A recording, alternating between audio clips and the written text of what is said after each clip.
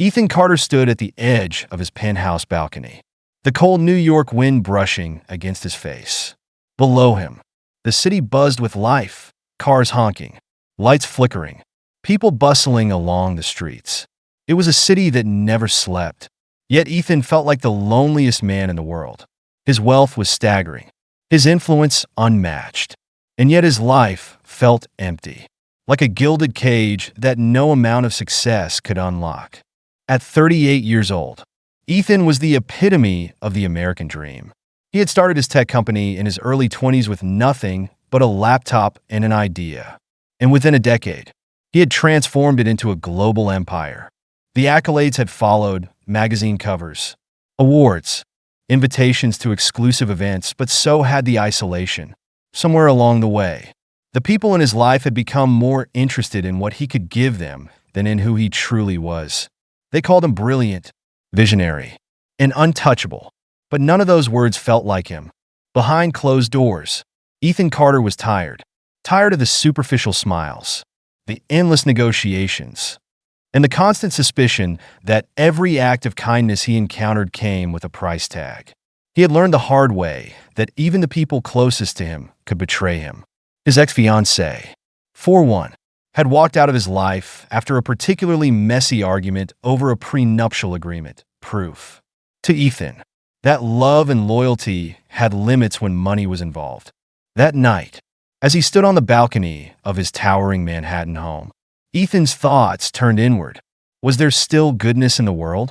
Could there be someone who wouldn't measure him by his wealth or use him for their own gain? The questions gnawed at him, keeping him awake long after the city below began to wind down. For the first time in years, he realized he wanted answers.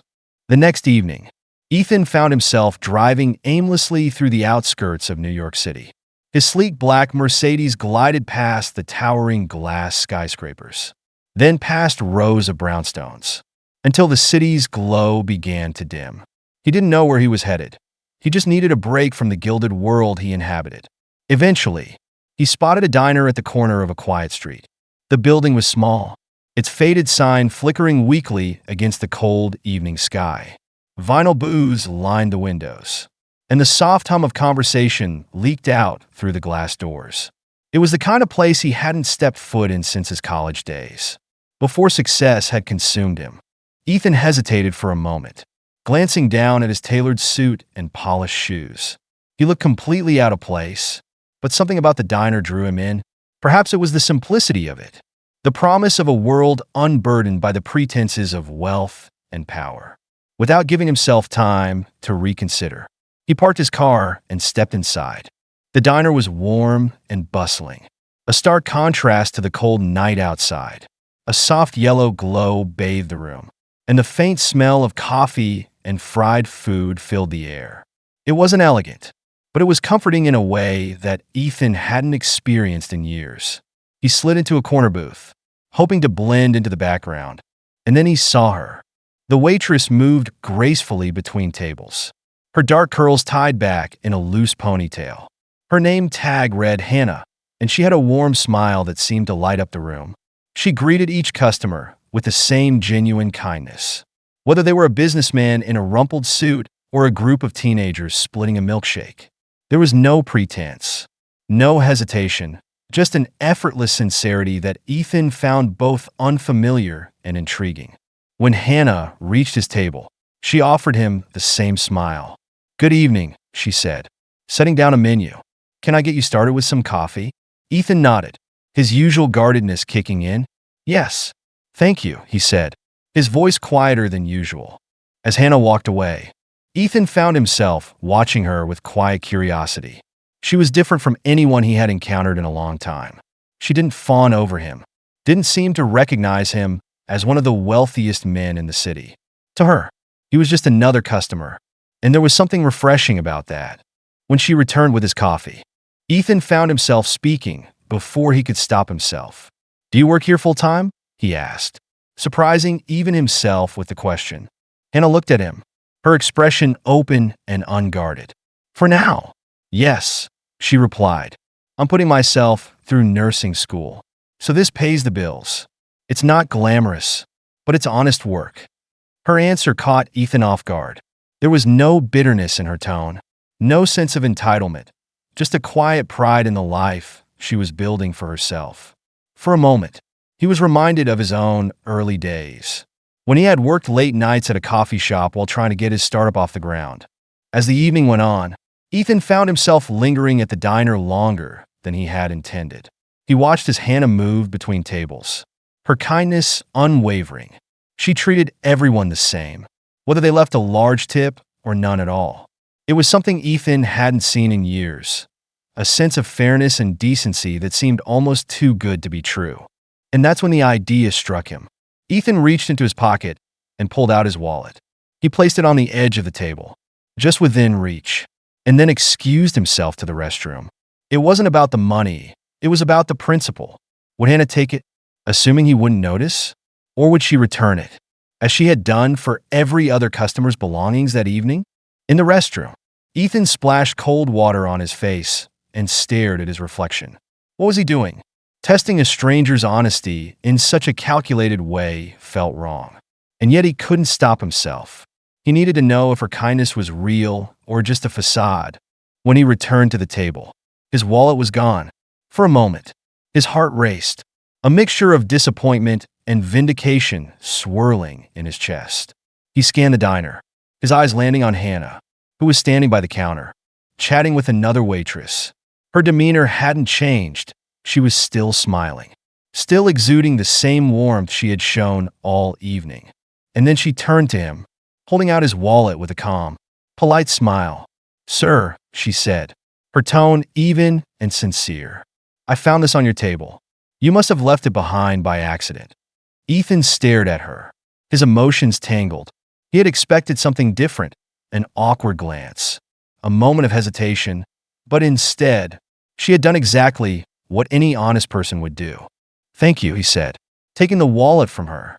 His voice was steady, but inside, he felt a strange mix of relief and disappointment. Hannah had passed the test, but it wasn't enough. He needed to know more. As he left the diner that night, Ethan's mind was racing. Hannah had shown him a glimpse of something rare, honesty and kindness without strings attached. But was it real? Could she truly live up to his expectations? Or had he simply caught her on a good day? One thing was certain. Ethan wasn't ready to let this go. This was just the beginning. That night, as he lay in bed, the memory of Hannah's smile lingered in his mind. It was genuine, he thought. It had to be. But in a world that had taught him to trust no one, Ethan Carter needed more proof. And so, he decided to return to the diner the next evening, determined to learn more about the waitress who might just restore his faith in humanity or shatter it completely. The next evening, Ethan Carter found himself, once again, sitting in the same booth at the small diner. The warmth of the place enveloped him as he watched the other patrons come and go. Construction workers grabbing a late-night meal, a young couple laughing over milkshakes, and an older man nursing a cup of coffee as he read his newspaper. It was a world so far removed from his own that it felt almost surreal. Yet, something about the diner felt real, authentic, and perhaps that was why he was drawn to it and to Hannah Brooks. Hannah noticed him almost immediately. Her expression didn't change when she recognized him. No flicker of surprise, no shift in her demeanor. She approached his table with the same kind smile she had given him the night before, holding a menu in her hand. "Good to see you again," she said cheerfully. "Back for the coffee? Or was it the food that brought you in?" Ethan smirked faintly, his guard still up. "The coffee," he replied, "and maybe the atmosphere." "Well, you've come to the right place," she said with a small laugh, placing the menu in front of him. "Let me know if you want to try something new tonight." As she walked away to attend to another table, Ethan found himself studying her. She carried herself with a quiet confidence, her movements efficient but unhurried. There was no indication that she had any idea who he was or that she had thought twice about returning his wallet the night before.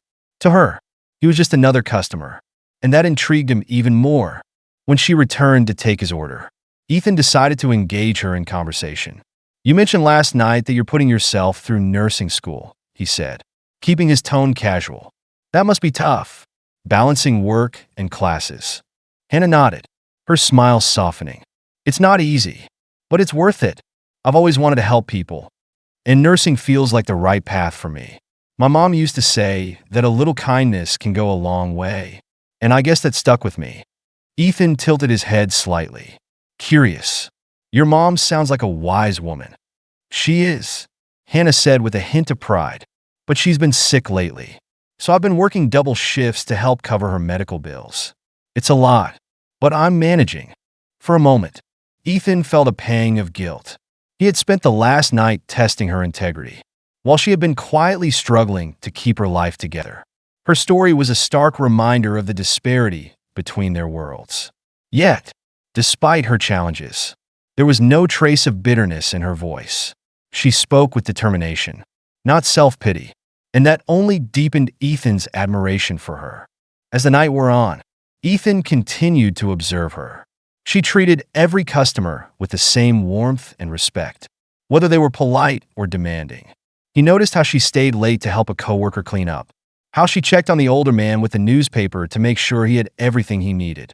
There was a consistency to her kindness that Ethan found almost unbelievable. Surely, no one could be this selfless without some ulterior motive. Could they?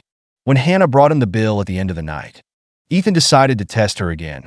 He pulled out his wallet and tucked a $100 bill under the receipt, far more than the cost of his meal. He wanted to see how she would react, whether she would accept the tip or return it. Insisting it was too much, it wasn't a fair test, and he knew it, but he couldn't help himself. As he stepped outside, he lingered near the window, pretending to check his phone while he watched her. Hannah returned to his table and picked up the bill. She looked at the $100 bill for a moment, her brow furrowing slightly. Before glancing toward the door, Ethan braced himself, wondering what she would do. A few seconds later, Hannah stepped outside, the bill in her hand. "Sir," she called, her tone polite but firm. Ethan turned to face her, and she held up the $100 bill. "This is way too much. I appreciate the thought, but I can't accept this. You've already paid for your meal." Ethan raised an eyebrow, feigning surprise. "It's a tip," he said casually. "You earned it." Hannah hesitated, her fingers tightening slightly around the bill. "It's generous," she admitted, "but I don't feel right taking it. I do this job because it pays the bills, not for handouts." Her words caught Ethan off guard. Most people in her position would have accepted the money without question, but not Hannah.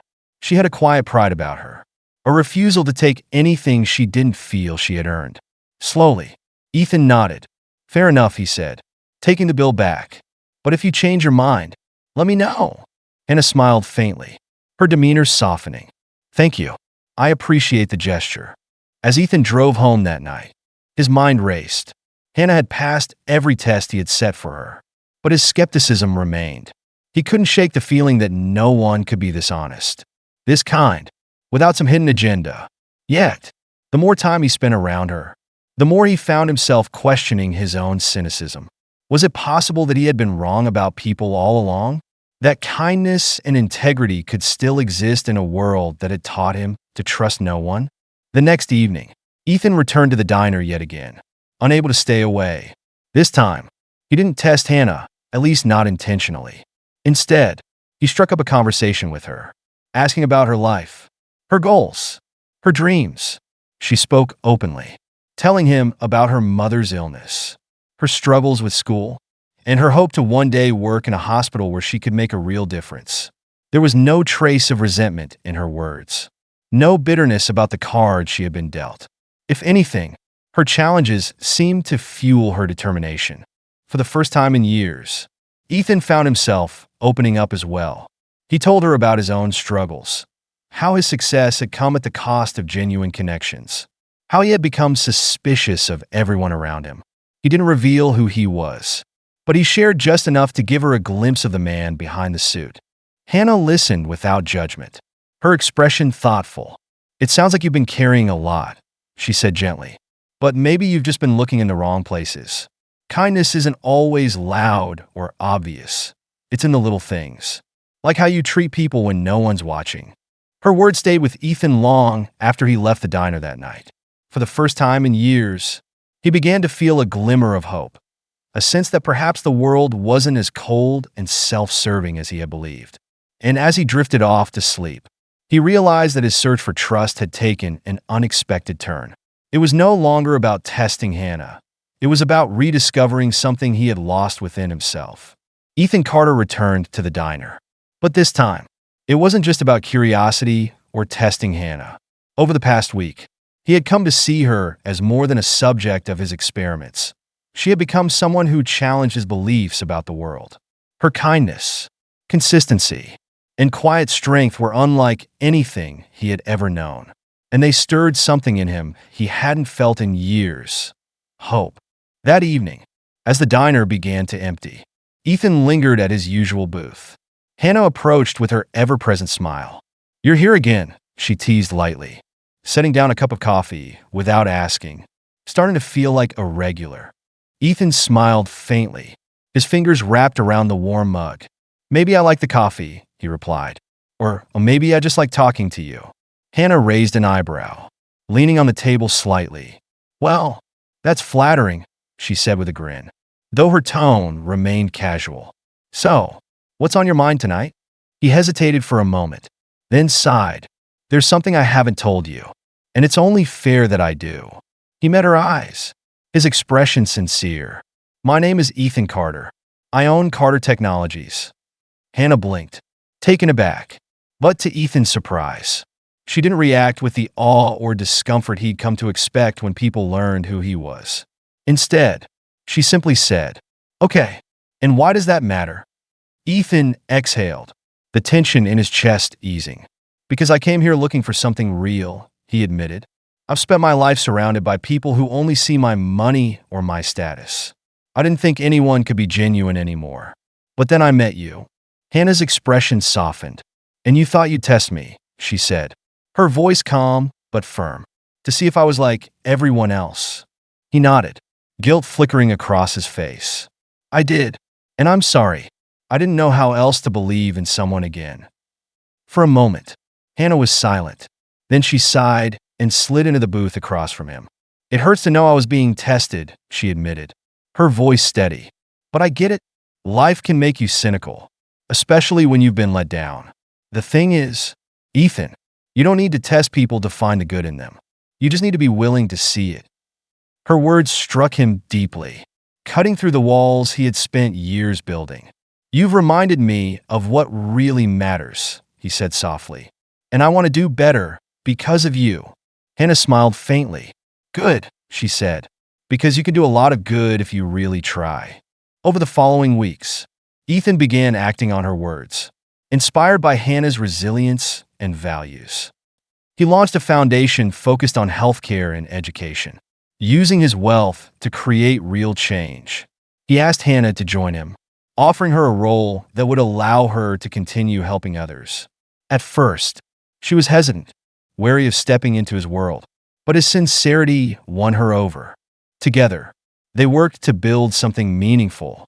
Their partnership, initially professional, grew into a deep friendship and eventually something more. Ethan no longer saw Hannah as a test or an exception. He saw her as his equal, someone who had reminded him of the humanity he had lost sight of. Months later, as they stood together at the opening of a new community clinic funded by their foundation, Ethan looked at Hannah with gratitude. She had shown him that trust and kindness still existed, even in a world that often felt cold and transactional. "See," Hannah said with a teasing smile, "I told you kindness goes a long way."